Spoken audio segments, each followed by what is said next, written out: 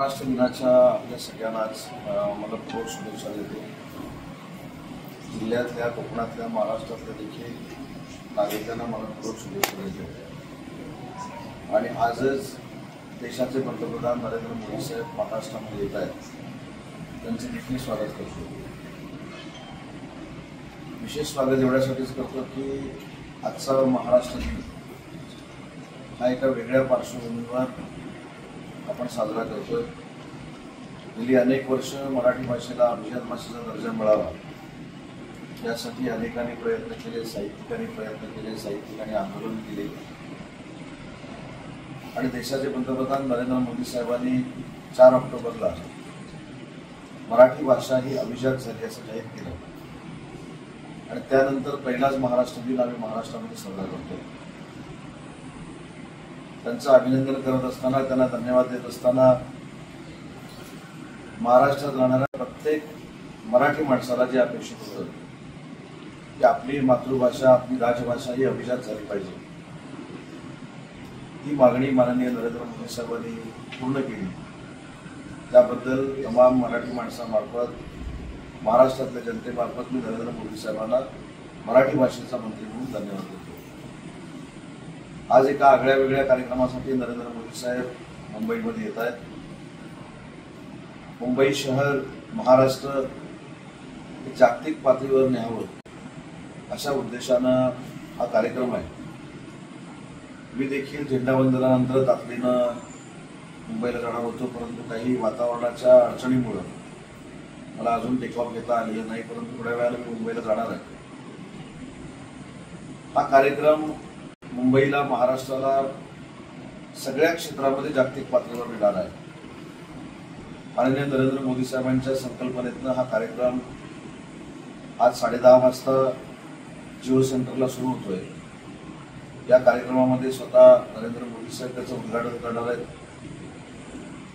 परराष्ट्र मंत्री देखील त्याच्यामध्ये आहेत, अश्विनी वैष्णव साहेब देखील आहेत, राज्याचे मुख्यमंत्री तर निमंत्रक आहेत, आमचे शिवसेनेचे मुख्य नेते आणि उपमुख्यमंत्री शिंदे साहेब देखील त्या कार्यक्रमामध्ये आहेत, अजितदादा देखील आहेत, सर्व मंत्री महोदय त्याला उपस्थित राहणार आहेत। कारण प्रत्येक जण फ्लाय होस्टिंगसाठी त्यांच्या जिल्ह्यात असल्यामुळं तिथं जायला काही मंडळींना उशीर होईल, परंतु हा कार्यक्रम नक्कीच मनोरंजन क्षेत्राला, उद्योग क्षेत्राला, पर्यटन क्षेत्राला महाराष्ट्रातल्या एका वेगळ्या उंचीवर घेऊन जाईल आणि त्यासाठी केंद्र शासन जे प्रयत्न करत आहे त्याचाच हा एक भाग आहे। या पूर्ण कार्यक्रमाचे निमंत्रक राज्याचे मुख्यमंत्री देवेंद्रजी फडणवीस आहेत। केंद्र शासनाचा हा कार्यक्रम आहे। या कार्यक्रमामध्ये परदेशातले 35 ते 40 मंत्री दर्जाचे मान्यवर उपस्थित राहणार आहेत। 120 ते 150 विविध कंपन्यांचे परदेशातले सीईओ उपस्थित राहणार आहेत। या कार्यक्रमामध्ये देशातले जे मोठे इंडस्ट्रीज आहेत त्याच्यामध्ये मुकेश अंबानी असतील, त्याच्यानंतर गौतम अदानी असतील, अनिल अंबानी असतील, या सगळ्या या स्तरावरचे सगळे, महिंद्रा ग्रुपचे प्रमुख असतील, टाटाचे प्रमुख असतील, असे इंडस्ट्रीज देखील उपस्थित राहणार आहेत। आणि आज मला असं वाटतं की एक फिल्म इंडस्ट्रीसाठी ऐतिहासिक दिवस आहे। माझ्या विभागानं देखील फिल्म इंडस्ट्रीला इंडस्ट्रीचा दर्जा देण्याचा निर्णय घेतलेला आहे।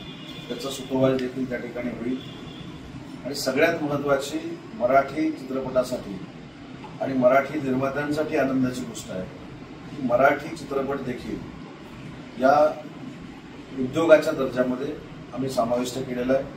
त्याच्यामुळे छोटे छोटे या क्षेत्रामध्ये निर्माण होणारे जे उद्योजक आहेत त्यांना देखील ताकद आता महाराष्ट्र शासन देईल अशा पद्धतीचा निर्णय देखील उद्योग विभागाने घेतला।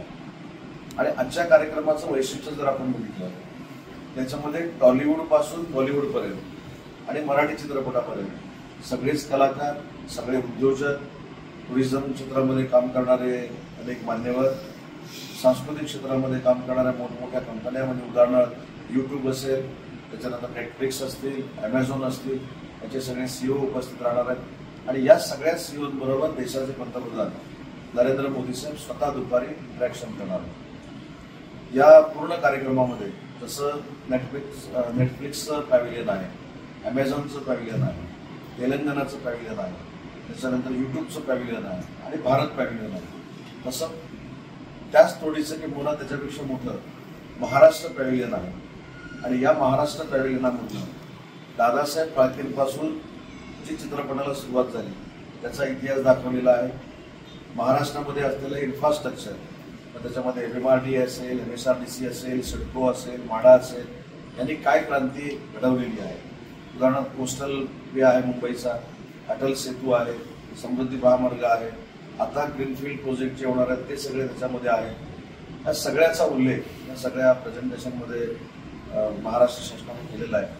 आणि हा कार्यक्रम महाराष्ट्राला एका वेगळ्या उंचीवर जागतिक पातळीवर घेऊन जाईल, हा राज्याचा उद्योगमंत्री म्हणून आणि मराठी भाषेचा मंत्री म्हणून मला खात्री आहे. टाइम्स डिजिटलला लाईक करा, सबस्क्राईब करा, शेअर करा आणि बेल आयकॉन दाबायला विसरू नका. पाहत रहा टाइम्स डिजिटल.